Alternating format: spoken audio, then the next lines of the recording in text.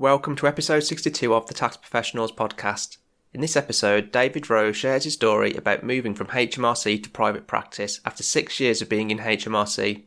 He talks about the fears he had, how he overcame them, how he went about finding the right role for him, and his advice if you're considering doing something similar.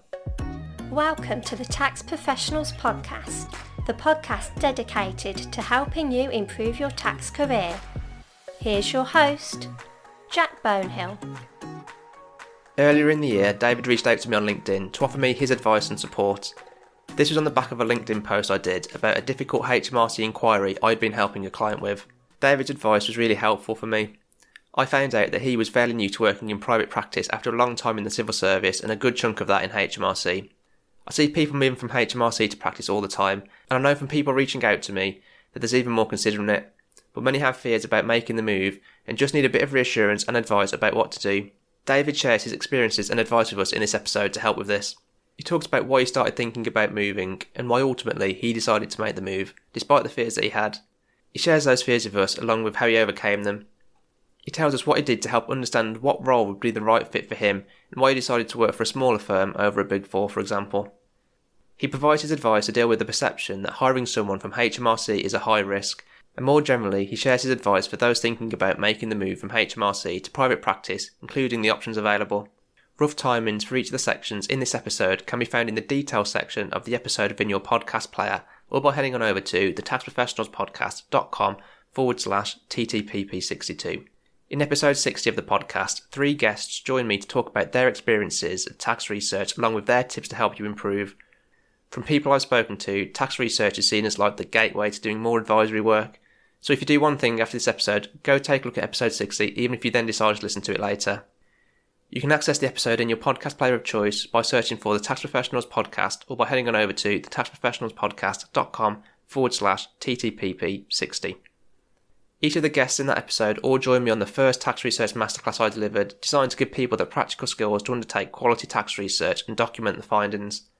Full details can be found at thetaxprofessionalspodcast.com/masterclasses. The only link you need to remember is a link for the show notes of this episode, thetaxprofessionalspodcast.com/TTPP62, as all the other links mentioned in this episode are included in the show notes. If, like me, you're interested in knowing what you're worth in terms of salary, then get in touch with James from the tax recruitment company to benchmark what you're currently on. From his interaction with many different businesses and tax professionals, he has current knowledge of salary rates based on experience and specialism. Speaking with James could help you to negotiate a pay rise or determine it's time to find a new role.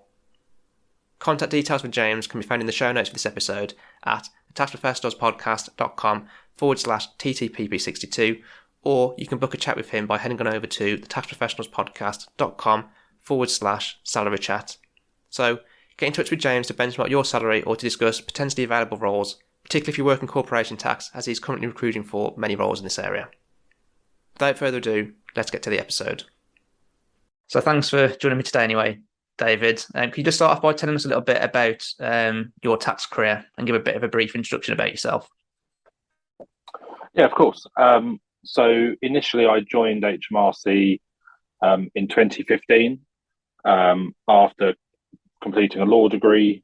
I'd previously worked as an investigator at the Insolvency Service, which was my first real job after school, I suppose. And when I moved to HMRC, I knew throughout my law degree that I wanted to go into tax. And I stayed there for about 6 years before moving into practice. So when you were at HMRC, what was your actual role when you were there, or roles if you had multiple?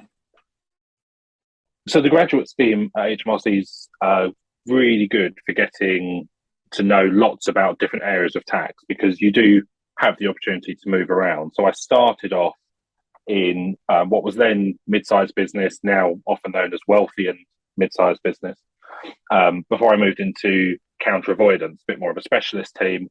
And even within each of those teams, you sometimes have the opportunity to move around. So I had probably 3 different roles when I was within counter avoidance. One was as a technical lead, so specifically challenging avoidance schemes, looking at the technical arguments and managing a caseload towards progression to litigation or to settlement.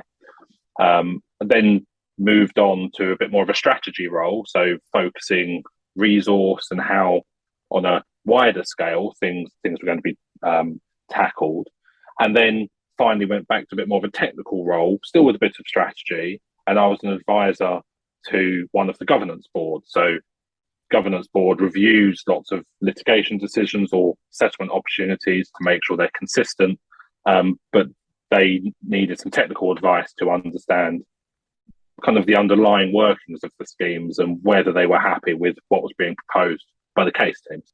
So actually, they actually sound like pretty interesting roles, really. Then, so kind of, can you remember when you started to think about wanting to move away from HMRC? Because that work, for example, sounds like really interesting. Like, what was going through your head at the time?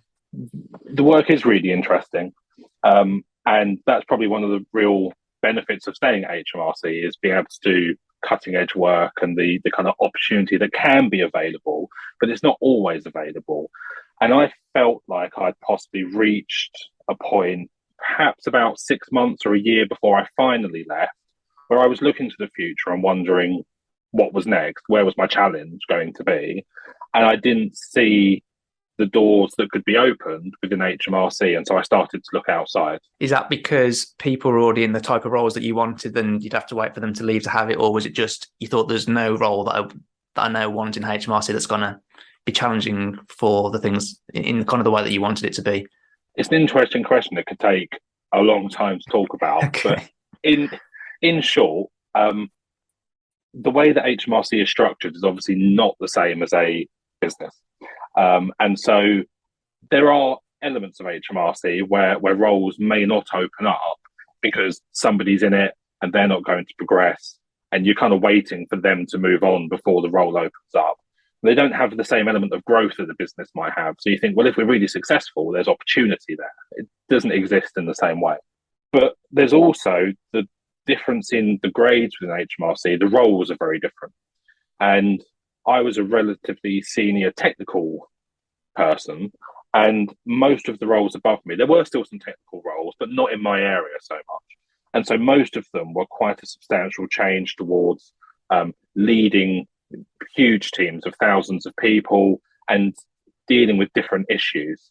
And so I wasn't totally convinced that that's what I wanted to be doing, but also to be able to demonstrate the skills to actually get those jobs can be quite difficult. Mm-hmm. And so I wasn't convinced that I necessarily wanted to spend the time waiting to be able to open one of those doors. And even if I did, the next challenge after that was going to be even further away. And I felt like I wanted something more than that. Mm-hmm. So what is it that you think that you actually wanted then? Like, what do you think was going to give you the challenge that you wanted and the role that you thought you would enjoy and want to do? At the time, I probably didn't know as well as I do now. Obviously, having made the move, having the benefit of hindsight and having experienced a bit more outside of HMRC, I know now probably what it is that I was looking for, but I didn't necessarily have those answers when I was looking. And at the time, I think I just wanted something different, to go and see what there was and what opportunities there might be. But in particular, I liked the idea of some more technical challenges, but also I've always been interested in business. And of course, moving into practice is essentially selling tax knowledge as a business. And so that part of it was also a bit of the challenge that I was looking for. Yeah.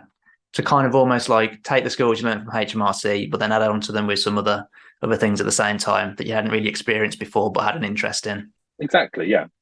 So it sounds like then about 6 months to 12 months before leaving, that's when you started thinking about it then. Kind of what action did you take then to go from, I've got a feeling that I want to move, all the way to deciding to take the first job outside of HMRC? I was able to be quite relaxed about it initially, to be honest, because on LinkedIn, I'd had a barrage from recruiters reaching out to me for various roles. And I'd basically engaged with starting to speak to some and see what things were around. Now, initially, that didn't necessarily work so well because, again, I think where I wasn't entirely sure what I wanted, the first recruiter sent me for a role that really wasn't right. And the role was a bit too junior. the recruiter was trying to say, well, we could possibly make an argument to get you in a bit higher.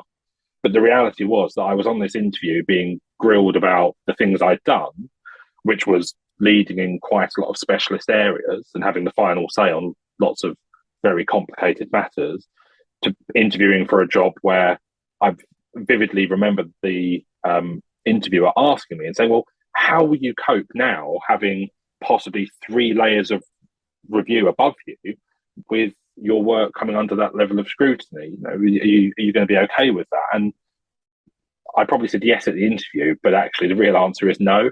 that wasn't the sort of role that I wanted. Yeah. So that was a bit of a challenge to kind of articulate to recruiters what I was looking for, as much as they obviously just want to fill the roles. Mm-hmm. Yeah, that makes sense. So did you do anything other than talking to recruiters? Then did you do your own research and stuff and speak to any other people at all, or was it just through the recruiter route that you decided to go down? I spoke to a lot of friends that I knew had already made the move. So I knew some that had gone into Big Four, and I knew some that were in top 10 and some that were in smaller firms, and spoke to them about their experiences and how they found it. Because even though I was thinking about moving, I still hadn't probably made my mind up, because, and I'm sure that we'll talk about it a bit later, but there were some fears there as well. It's a big change. So I did lots of research, talking to people. I looked online, tried to read if there was anything people have posted on LinkedIn or forums. I reviewed different types of roles and different areas of tax, because as stupid as it might sound, within HMRC, people tend to be, or certainly in the roles that I'd had, very focused. And so, a very narrow field of work. And so understanding what I might be doing at different sized firms was quite important to me. So I think you obviously decided not to go to a Big Four then in the end. What made you kind of decide to not go down that route then, to go down the route of a smaller firm? There's a couple of things really. The first is they're very local to me.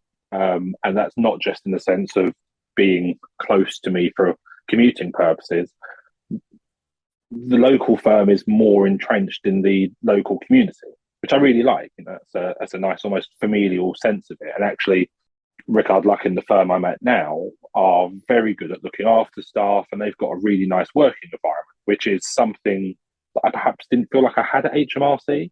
It's different, obviously, because it's a larger organisation. I just feel like generally larger organisations won't have that same interconnectivity. Yeah. But the other thing that really interested me was the business side of things. So I've been able to have quite a lot of say and a lot of impact in loads of different types of work, but also on the business side of things, which I really like. Whereas if I'd have gone to a Big Four firm, there's no way that I'd have been getting involved in some of the stuff I have been in a small firm to the same degree. And that's kind of been one of the things that my eyes have been open to, that I really enjoy and really like, and actually needed to kind of make my move work. So when you did make that first move from HMRC, then your first job afterwards, what is it that made you take that one over, say, potentially other offers that you might have had at the time? I'd say there was, again, a few things. The first one was that it was a short commute. They are relatively local to me. They're 20 minutes up the road. I can cycle to the office, which is very nice. And that's worth quite a lot to me, because I hate commuting time. But probably the other two big things were the variety of work was number one. There was going to be a split between compliance and advisory, but primarily advisory work, and some quite good advisory work with some good clients, which actually surprised me when I was interviewing. I was a little bit unsure about whether a smaller local firm would be able to offer me the quality of work that I wanted when I was talking earlier about the challenges. Mm-hmm. But they were, and that has kind of borne true through the time that I've spent with them. Yeah. And then the final thing, really, I'd say, is feeling like there was going to be a good team around me and a good manager to act as a mentor to really help me. Because, again, as I said, I did have some fears about leaving HMRC and what it might mean for me, my development and everything else.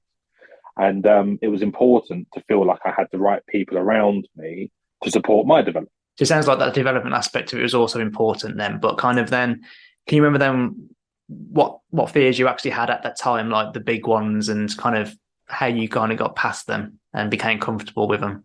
So I think it's very normal whenever somebody goes through a big life change to have fears, to have some reservations. And I'd been basically a civil servant for 13 years of my life, which is a very long time. I don't know how that happened, but it did. And even though I learned a huge amount through that and made some really good friends, to leave that behind and go and do something which is quite different, and without the safety net of, the civil service, you can get by without having to work too hard. It's not designed to be a criticism. We could talk about, people in the civil service at length. Let's not. But there was a fear that, what if I'm not good enough? What if I don't perform to the level they're expecting of me? And then I end up out of a job or whatever else. When you leave HMRC, they send you something that basically says you have no right to reinstatement, i.e. they're saying if you don't like it, tough luck. You can still apply for jobs, of course, but you can't come back and say, well, actually, can I just slot back in? The fact that they have to make that point, I don't know exactly why, but they do. Yeah. And I think it's, all of those things, when it's something you're unsure about and you haven't lived it yet, you don't really know. The other things are that I had a very comfortable life at HMRC. I knew my job very well. That's part of why I wanted to leave, because I felt like it had become too mundane and day to day. But that meant that I was unsure what it would be like putting myself into a position where I wasn't so used to it, and it wasn't just a mundane day-to-day exercise of going to work, and with all the challenges that presented. So in dealing with those, the first thing I did was I prepared a 30, 60, 90-day plan, which I shared very early on with my new manager and said, what do you think about this? Does it make sense? And this goes back to me talking about the supportive manager. I think that was really important, because they were totally on board with that process, pointed out a few things. And then before I began, I did some reading on things that I kind of knew that I would be involved in, but perhaps hadn't done for a little while, just to get back up to speed. And then I continued, when I joined the firm initially, working very hard. I probably did quite a lot of extra hours in my own time of reading up on things where there was perhaps something had happened during the day that I wasn't prepared for, in terms of tax knowledge or some business knowledge or something like that, just so that I could really reinforce my own knowledge and make sure that, I was giving the best side of me. Just a reminder, to benchmark your salary, find out what you're worth, or discuss available tax roles, get in contact with James at the Tax Recruitment Company. His contact details can be found in the show notes for this episode at thetaxprofessionalspodcast.com/TTPP62, or you can book a call with him by heading on over to thetaxprofessionalspodcast.com/salary chat. So then did you think that there was like a knowledge gap then between the last job you had in HMRC and what you'd learned there to starting your first job afterwards? Did you feel like there was a big knowledge gap then that you had to kind of fill in to feel comfortable and confident that you could do everything properly and as you should? It might sound really stupid, but it's all the simple stuff. Because at HMRC, the role that I had, I was advising on massively complicated avoidance schemes with lots of steps in the transactions and possibly HMRC powers and these sorts of things. And you're getting into the real nitty gritty of the legislation. What does this mean? Are there any tax cases? And you're at the real detail level of, perhaps 3 or 4 sections of legislation, perhaps even only one section of legislation. So when somebody comes up to you with a really simple query, you might not know it, because I've not been living that day to day. It's been years since I've done, let's say, standard compliance work where you're looking at kind of everything on a tax return. So it was some of those things, just reinforcing knowledge that hadn't completely gone, but probably more giving me the confidence to be able to say to somebody, this is what the answer is. Yeah. Because for most of it, I probably knew, but I just didn't necessarily have that underlying confidence to say, this is what it is, especially considering, getting it wrong can mean getting the firm sued. So they can be important questions. Yeah. It sounds like, to be fair, you kind of approach this all in a really good way, because that 60, 90-day plan kind of, I suppose, showed your new employer your commitment as well to kind of doing the job well and stuff. Because I do think that there's a bit of a perception out there, maybe wrongly, that hiring someone who's ex-HMRC in their first practice role is a bit of a risk. Did you kind of see that at all when you were going through the stages of like looking at jobs and going through interviews and stuff? Did you get that feeling that people thought you might be a risk? Absolutely. And I think that really boils down to a couple of actual tangible things that you can, point to and say, this is what you can actually work on to overcome those. Mm-hmm. So number one will be commerciality, because as I said earlier, there's a big difference between HMRC being a publicly funded body who don't need to necessarily make money in the same way that businesses do. They obviously have targets and outcomes that they're trying to achieve, but it's very different to, well, if the firm doesn't make money and it hasn't got the cash in the bank, you can't be paid. So there is a big difference.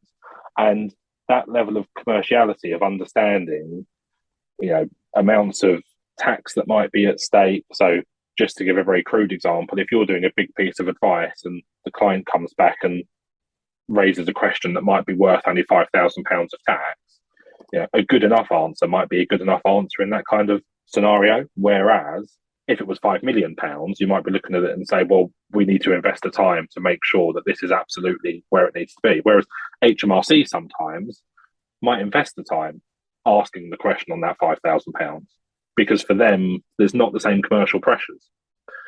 So that's the first thing. I think the second thing is often work ethic, which there are lots of very good, very hardworking and very capable people within HMRC, but it is also a place, like many large organisations, that you can go and drift, and that can be unnoticed.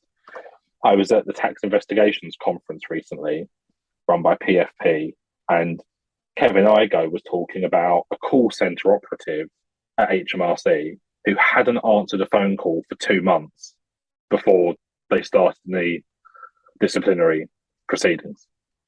So that's quite phenomenal. You couldn't imagine that in the private sector world, of getting away for 2 months, just not even turning up to your job with no explanation or anything else.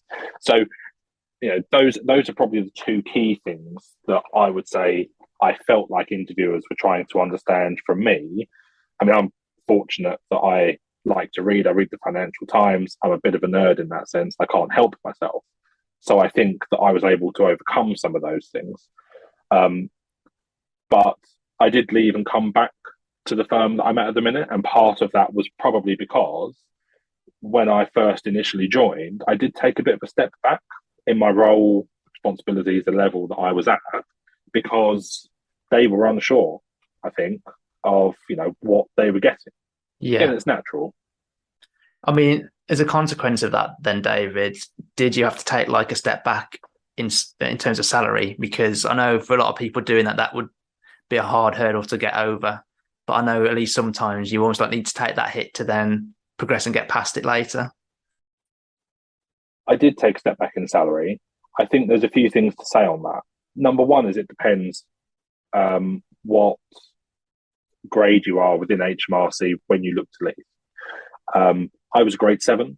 Grade 7 is relatively senior. I would say it kind of encompasses assistant manager all the way up probably to associate director roles in private practice. So it's a massive band of, what people are doing. Yeah. What that means is, and I was a relatively junior grade 7, what that means is that I think most firms in the private sector are looking at bringing you in somewhere between assistant manager and senior manager. And I did have some interviews at assistant manager, some at manager. But because the grade 7 pay covers that big band of work, and the way that HMRC pay works is that pretty much everyone in the same grade is paid the same. As a junior, you're paid the same as somebody with 30 years experience. Yeah. Which is one of the other reasons why I left, because, that also goes for somebody who works really hard and somebody who doesn't. You get paid the same amount of money. Yeah. Which is frustrating, I'm sure. Yes, it's one of those things that's happened to civil service pay. And again, we could talk about that for hours, I'm sure. But for me, I looked there, and I was based in London and moved out, so the take home pay hit that I took was relatively small. But I did also give up the pension, which is a very good pension within the civil service. But I sort of did that on the basis that I felt like I would come in, I'd impress, and I'd be able to progress quite quickly, because even though I talked about the doubts I had earlier, I'd kind of, at this point, made up my mind that I was going to do whatever it took to get that progression and to work as hard as I had to make that happen. Yeah. And did that kind of work out then as planned and how you saw it happening? Still a work in progress, I'd say. I have, so I did leave Rickard Luckin after a short stint there, and I went to an R&D firm, which was primarily for money. Rickard Luckin invited me back, which I accepted at a higher level, because I think that I had been able to, demonstrate essentially what I just said, the things where I was working hard, the 30, 60, 90-day plan, getting up to speed and making sure that I was, commercially valuable to them as a business. I think I managed to get that. And so they brought me back, but I'm not stopping here. That's all I'm saying. Yeah, good. Just very quickly coming back to, I suppose, the interviewers and firms trying to assess in terms of like whether you're a drifter or whether you're like someone that doesn't want to do much work, etc., wants to take it easy. How do you think you went about reassuring them then in that regard? Was it just by telling them that you weren't like that, or were you able to demonstrate it in like other ways to be more reassuring? I think in any interview, it's really important not just to make assertions, because anybody can do that. It's more helpful to be able to point to something and say, well, these are the things that I've done, and you hope that communicates the sort of person you are, the sort of work that you can do. So I did give examples of some of the things that I'd done in HMRC, and examples of things that I'd done outside of HMRC. One of the things that helped me was that I self-studied the CTA exams, the Chartered Tax Advisor exams. And I did that. I wasn't particularly given any study leave. I had to pay for it myself. But I committed to doing that alongside my work and still managed to achieve some quite good things at work. So I think that, as an example, was quite a powerful thing to be able to say, look, when the going gets tough, I can really pick it up. And I would kind of urge anybody that's thinking about that problem in an interview, moving from HMRC, how do I show that, I can do these things? Because it's not always going to be, or at least it shouldn't always be, that you're under that much pressure every single day. Otherwise, you have to question where it is you're moving to, I think. But when you are under pressure, can you cope with it?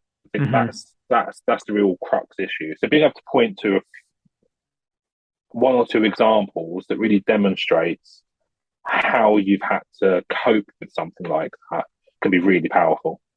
Yeah, it's almost like preempting what the interviewer is going to ask and how you're going to reassure them, and then finding those examples from whatever it is, work or outside of work, that shows that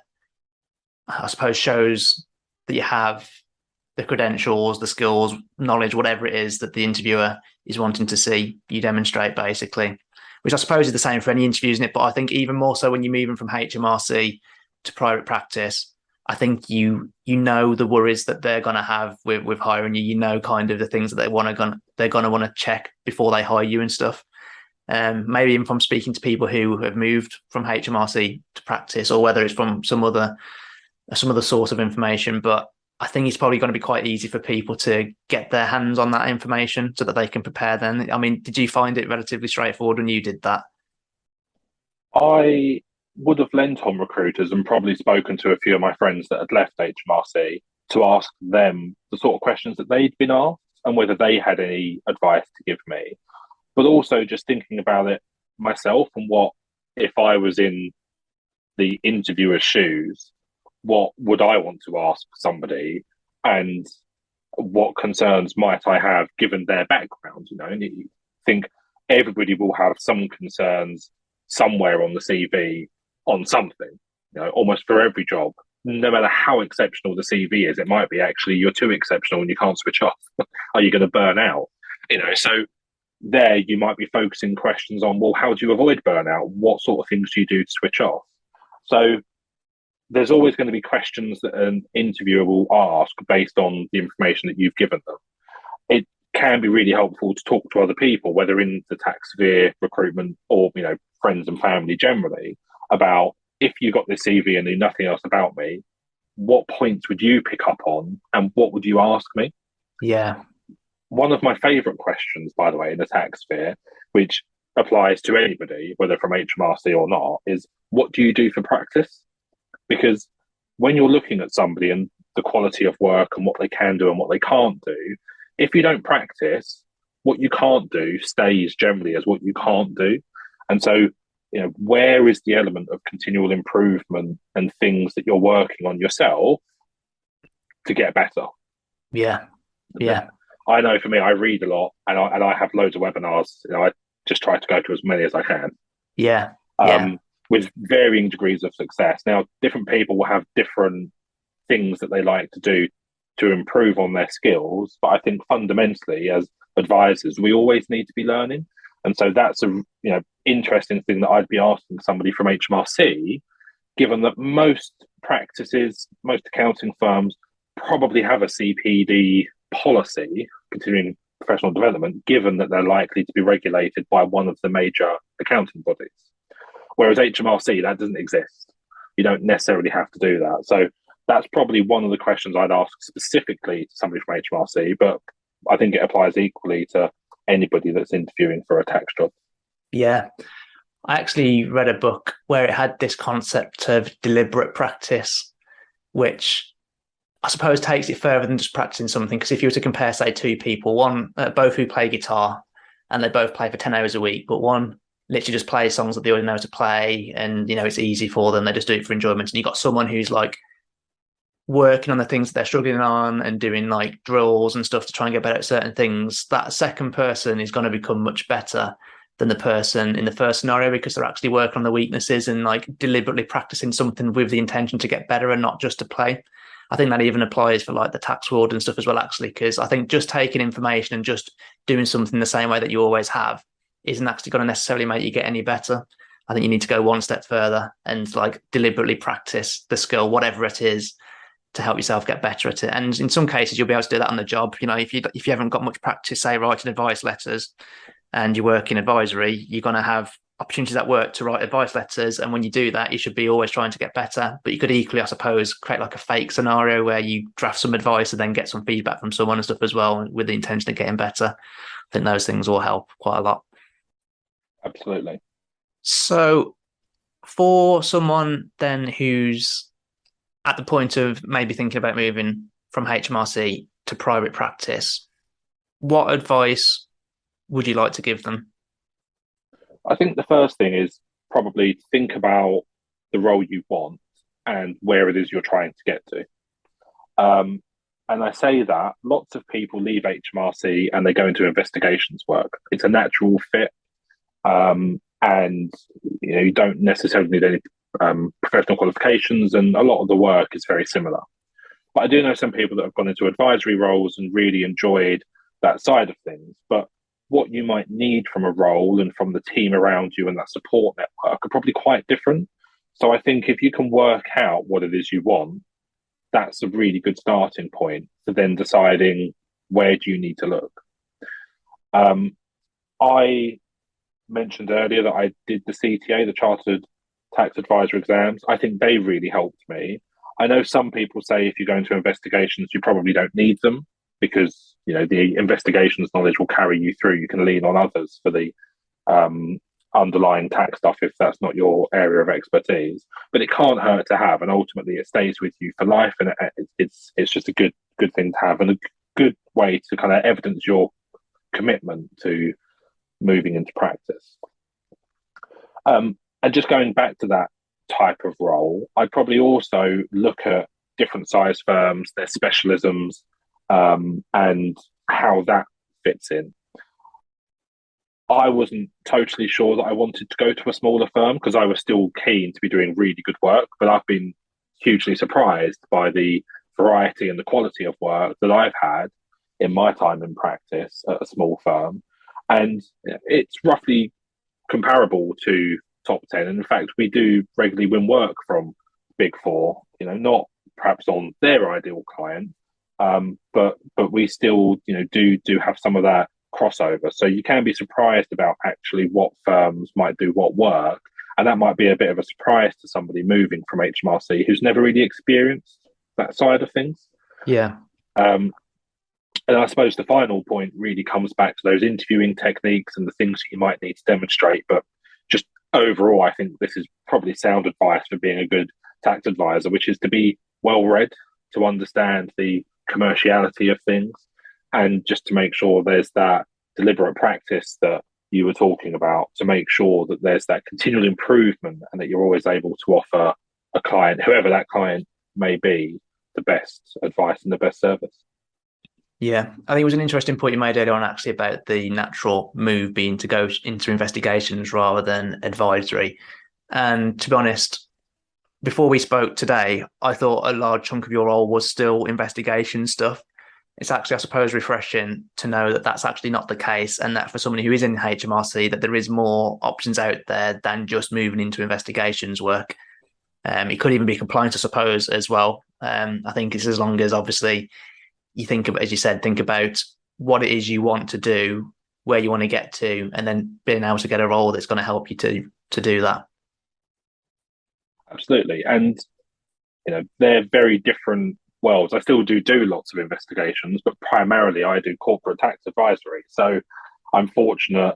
This goes back to that variety that I was talking about, being able to do a bit of everything that I enjoy. It kind of keeps it fresh for me. But my role at HMRC, because I was advising a governance board, was actually quite advisory based, because I was having to explain technical concepts to people that weren't as close to them as the technical specialists challenging those schemes.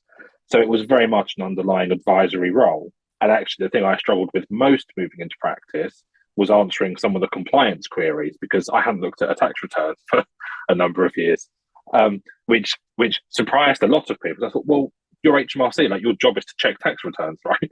So that was an interesting dynamic. But I don't think at that point when you leave HMRC, you are stuck going in just one direction. And it is possible to look at advisory. I know several people. Some have gone into employment tax advisory at top 10 and Big Four. Some have gone into corporate tax advisory. Quite a few have gone into investigations. As I say, it is a natural fit. And they are quite different roles, and the clients you'll deal with, the type of work, how long it takes, the projects, those sorts of things. So, speaking to people and gaining an understanding of what that difference is could help to make that decision.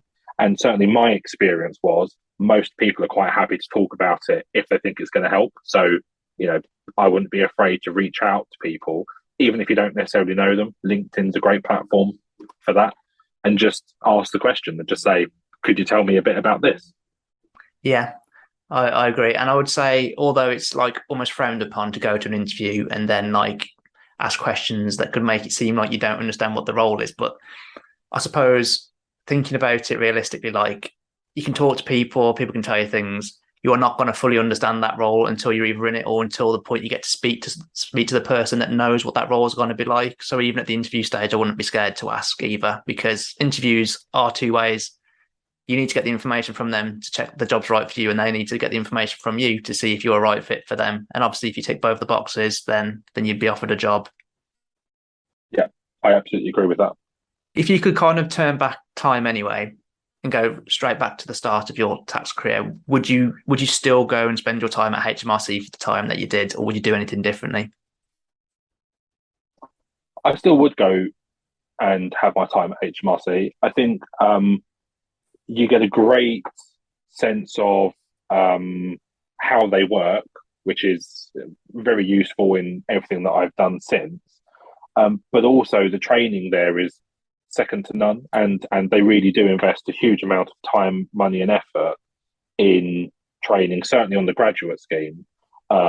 They're inspectors. So I think just for that alone, I would certainly go back. For anyone that kind of wants to learn a bit more about you, David, or maybe even get in contact, where's the best places for them to go? The best place would be my LinkedIn, where the handle is David Rose Tax. And I'm very responsive on there, so anybody can feel free to send me a message if they want to know more. If you're considering the move from HMRC, then I do hope that you found this episode useful. Thank you to David for sharing his experience and advice with us. All links mentioned within this episode are within the show notes for this episode, which are at thetaxprofessionalspodcast.com/TTPP62. As mentioned in the intro, if you do one thing after this episode, go take a look at episode 60, even if you then listen to it later. In the episode, 3 guests join me to talk about their experiences of tax research along with their tips to help you to improve. From people I've spoken to, tax research is seen as a gateway to doing more advisory work. You can access the episode in your podcast player of choice by searching for the Tax Professionals Podcast or by heading on over to thetaxprofessionalspodcast.com/TTPP60. Each of the guests in that episode all joined me on the first tax research masterclass I delivered, designed to give people the practical skills to undertake quality tax research and document findings. Full details can be found at thetaxprofessionalspodcast.com/masterclasses. But that's it for this episode. I hope you found the episode useful and have taken away some useful points to help you to progress, develop and improve your tax career. Until next time.